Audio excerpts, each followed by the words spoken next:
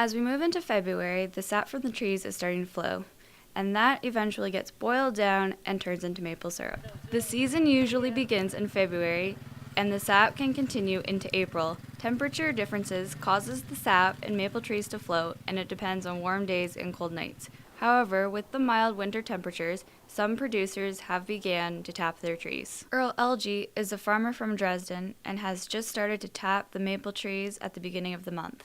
He says a good season all comes down to the weather. Any producer will tell you you never know how good a season is until you're done boiling the last liter of syrup that you make. We're all dependent on Mother Nature.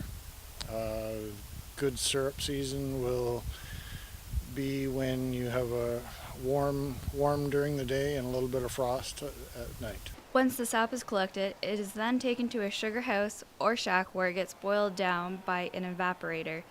As the sap boils, it becomes a sweeter, dense liquid. To produce maple syrup, we tap maple trees, we gather the sap, and in order to produce maple syrup, we have to boil the sap down to remove the water, and it will make it into syrup, which is basically sugar. Right at the present time, there's 5 different grades.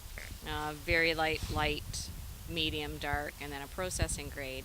They're just in the process of changing that effective the 1st of January, but phasing it in over the next 2 years. Overall, Ontario produces more than 1 million liters of maple syrup per year, and it all boils down to weather conditions. For MediaPlex News, I'm Julia Poehlman.